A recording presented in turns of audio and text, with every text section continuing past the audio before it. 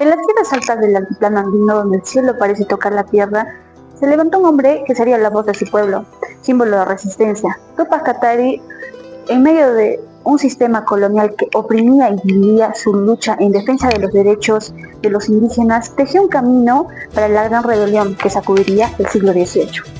Pero ¿quién fue este líder? ¿Cómo su vida y su liderazgo emergieron como símbolo de resistencia indígena en el altiplano andino en el siglo XVIII?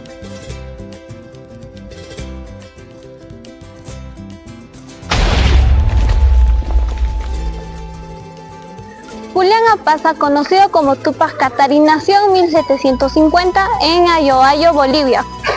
Aunque no provenía de un linaje noble ni tuvo educación formal, se destacó como líder indígena aymara, con un fuerte sentido de justicia y conciencia política. En una época marcada por la opresión colonial y los abusos de las autoridades españolas, Katari se convirtió en la voz de su pueblo, así trabajando en la mina de San Cristóbal en Oruro y presenciando el abuso de los corregidores hacia los indígenas. Legado e influencia en movimientos posteriores. La rebelión en el altiplano dejó huellas profundas, resistencia masiva y liderazgo propio indígena.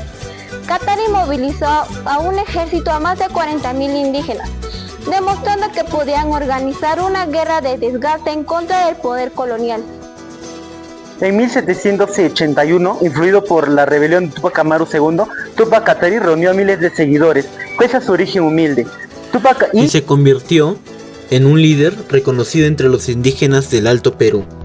Con un ejército de alrededor de 40.000 hombres, avanzó hacia La Paz y logró sitiarla, bloqueando el ingreso de alimentos, aunque no consiguió derrotar militarmente al comandante español Sebastián de Segurola. La fase del altiplano liderada por Tupac Katari fue más radical que la fase cusqueña liderada por Tupac Amaru II. Es decir, fue radical.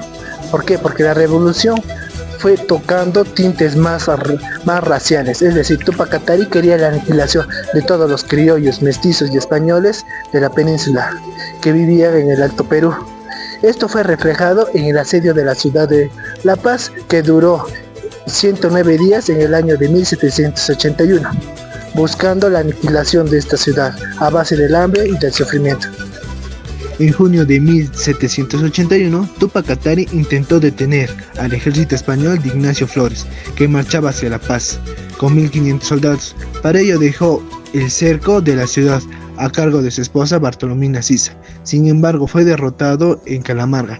Bartolomina Sisa, Bonifacio Chuquimamani y Pedro Ovalle fueron capturados, lo que provocó la ruptura del primer cerco a La Paz. Cuando Ignacio Flores se retiró por falta de suministros, Katari reorganizó su ejército y retomó el sitio en agosto de 1781. Esta vez compartió el liderazgo con Andrés Tupac Amaru, quien había triunfado en Sorata. Aunque surgieron tensiones entre ambos, debido a diferencias de origen y jerarquía, la retirada de Andrés el 29 de septiembre debilitó aún más el asedio de La Paz. El 17 de octubre de 1781, las tropas de José de Arrezegui rompieron el cerco de La Paz. Con esto, el movimiento revolucionario se dividió en dos: uno dirigido por Miguel Bastidas y el segundo por Tupac Katari. Este último se retiraría a Chachí. Pero con la destrucción del cerco de La Paz, muchos líderes indígenas decidieron cambiarse de bando con el perdón del virrey de José de Jauregui. La radicalización se extendió hasta la iglesia, donde Tupac Katari atacó y ordenó la ejecución de los miembros del clero que se le oponían. Un claro ejemplo es el ahorcamiento del padre Barriga, un franciscano, por parte de los rebeldes. La violencia fue radical, ya que se refirió contra cualquier elemento que representaba el orden colonial.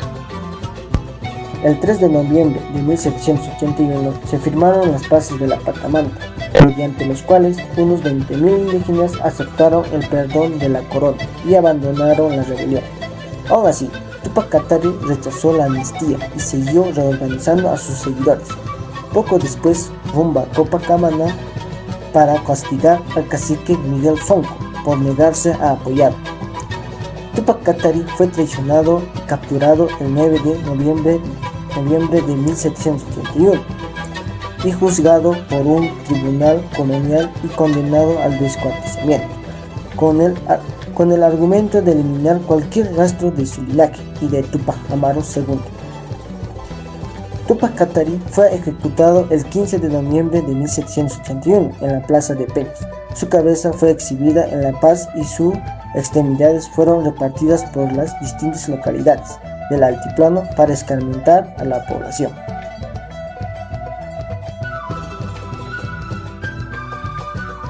La opinión del historiador Sergio Serubnikov muestra que la rebelión andina, desde una perspectiva local y política, no nació espontáneamente, sino que fue el resultado de procesos sociales, económicos y jurídicos acumulados dentro de las comunidades indígenas del Alto Perú, actual Bolivia. La historiadora Ofelia Chiopno lo llamó la Gran Rebelión en los Andes porque no fue un único evento aislado, sino la suma de numerosas rebeliones que desencadenaron un proceso más amplio y decisivo. Esta conjunción de movimientos sociales y luchas indígenas culminó en la rebelión generalizada de Túpac Amaru II, levantamiento que marcó un antes y un después en la historia andina y colonial.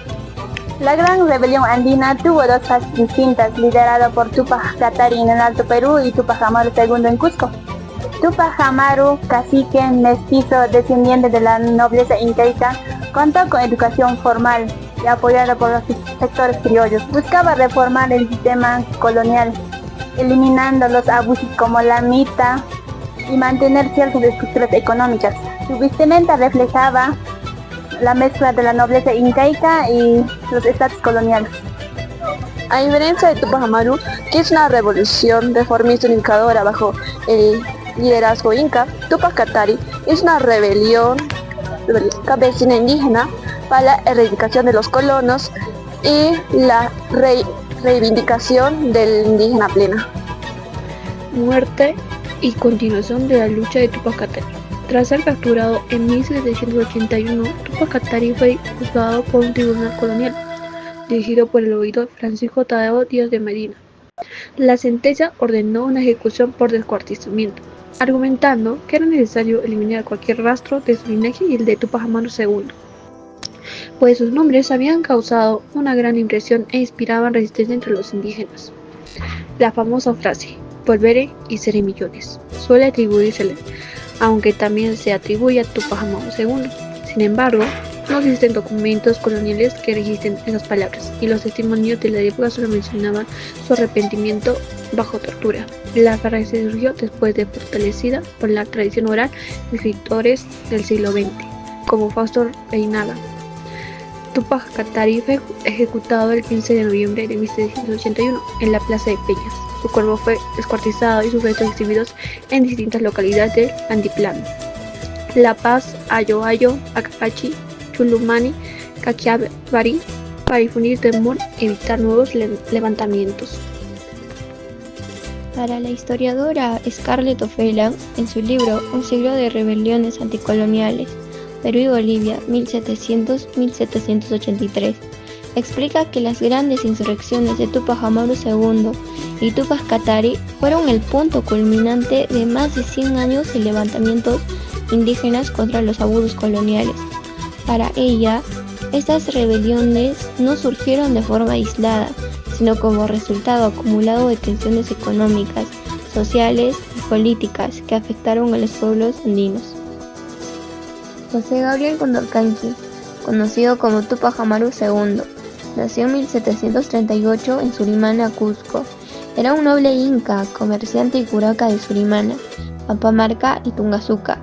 Como arriero acumuló riqueza transportando productos y minerales entre el Cusco y el Alto Perú.